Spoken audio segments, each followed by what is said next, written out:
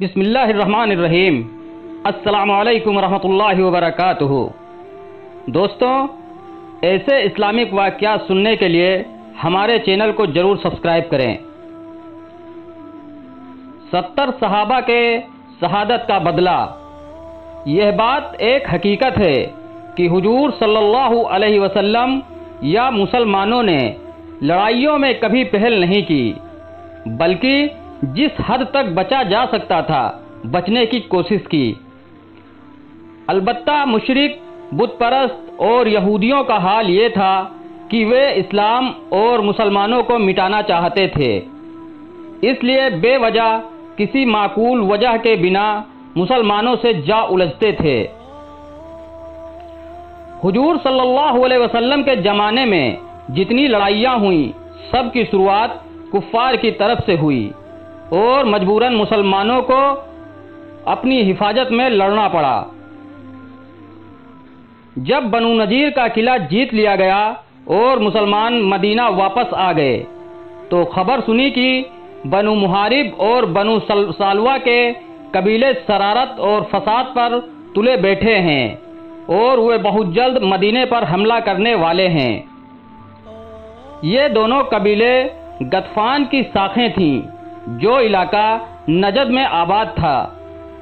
چونکہ نجدیوں کے قبیلے بنو سلیم نے 70 بے گناہ مسلمانوں کو قتل کر ڈالا تھا، اس لیے تمام مسلمانوں کو رنج تھا۔ اب جبکہ یہ خبر عام طور پر سنی گئی کہ بنو محارب اور بنو سالبہ لڑائی کی تیاریاں کر رہے ہیں، تو حضور صلی اللہ علیہ وسلم نے بھی لڑائی کی تیاریاں شروع کر دیں اور بہت جلد صرف 400 کی فوج نجد کی طرف لے گئے۔ چونکہ اب مدینہ منورہ میں اسلامی حکومت قائم ہو چکی تھی، اس لیے حضور صلی اللہ علیہ وسلم نے عثمان بن عفان رضی اللہ تعالی عنہ کو مدینے کا ذمہ دار بنا کر فوج کو لے کر سفر شروع کر دیا۔ فوج نجد کے علاقے میں داخل ہوئی اور ایک پہاڑی کو طے کرنے لگی۔ نہ معلوم اس پہاڑوں کے پتھر کس قسم کے تھے کہ ان پر چلنے کی وجہ سے مسلمانوں کے جوتے ٹوٹ گئے۔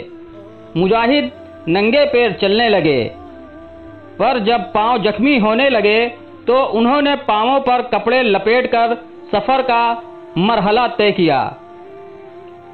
مسلمان اب ایک نخلستان میں داخل ہو چکے تھے۔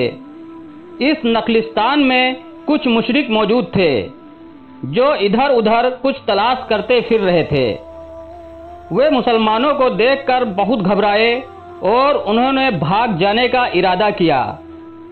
مسلمان ان کے چہروں سے ان کے ارادوں کو بھانپ گئے۔ وہ دوڑ کر ان کے پاس پہنچے اور انہیں گرفتار کر ان کے حالات معلوم کرنے لگے۔ ابھی ان مشرکوں نے کچھ بتایا بھی نہیں تھا کہ حضور صلی اللہ علیہ وسلم بھی اس جگہ پہنچ گئے۔ حضور صلی اللہ علیہ وسلم نے ان سے پوچھا، تم کون لوگ ہو؟ ان میں سے ایک آدمی نے بتایا، ہم قبیلہ بنو سلیم کے لوگ ہیں۔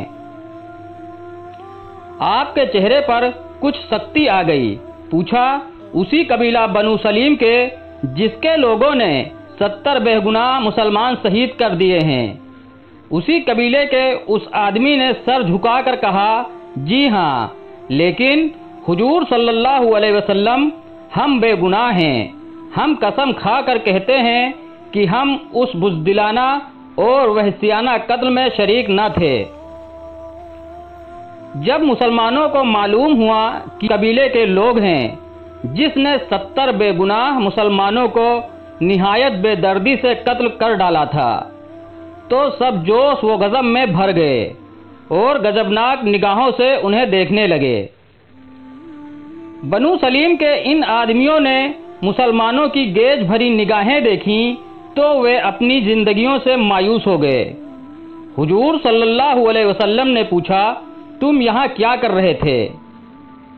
ایک آدمی نے کانپتی آواز میں جواب دیا، حضور صلی اللہ علیہ وسلم، یہاں بنو محارب اور بنی سالبہ کی فوج موجود تھی جو مسلمانوں کے آنے کی خبر سن کر فرار ہو گئی۔ ہم یہاں اس لیے آئے تھے کہ شاید وہ لوگ کچھ چیزیں چھوڑ گئے ہوں، انہیں پا سکیں۔ لیکن حضور صلی اللہ علیہ وسلم نے پوچھا، لیکن کیا؟ لیکن ہم نہیں جانتے تھے کہ موت ہمیں نخلستان میں لیے جاتی ہے۔ اس آدمی نے کہا، اے مسلمانوں کے ہادی، اے مدینے کے بادشاہ، ہم سب بے قصور ہیں، ہمیں معاف کر دو۔ یہ کہتے ہی وہ آدمی رونے لگا اور اس کے ساتھی بھی رونے لگے۔ حضرت عمر رضی اللہ عنہ نے جوش میں آ کر کہا، بدبخت بزدلوں، اب موت کو قریب دے ہو۔ جب تمہاری قوم مسلمانوں کو قتل کر رہی تھی، اس وقت انجام کار کی خبر نہ تھی۔ ایک آدمی نے سسکیاں بھرتے ہوئے کہا، ہم خبردار نہ تھے، فوری جوش نے ہمیں اندھا کر دیا تھا۔ ہاں، بدبخت اور بدماش عامر نے ہمارے قبیلے کو بھڑکا دیا تھا اور ہم نے ناسمجھی سے 70 بے گناہ مسلمانوں کو قتل کر ڈالا، مگر حضور صلی اللہ علیہ وسلم ہمارے قبیلے میں پھوڑے والی بیماری پھوٹ پڑی اور ہر وہ آدمی مر گیا جو مسلمانوں کے قتل میں شریک تھا۔ منحوس عامر بھی اسی موجی مرض کا شکار ہو گیا۔ اس آدمی کا گلا بھر آیا۔ اس نے آگے کہا، اس خدا نے جس کی تم پوجا کرتے ہو مسلمانوں کا بدلہ لے لیا۔ تم ہم پر رحم کرو، ہمارے چھوٹے چھوٹے بچے ہیں۔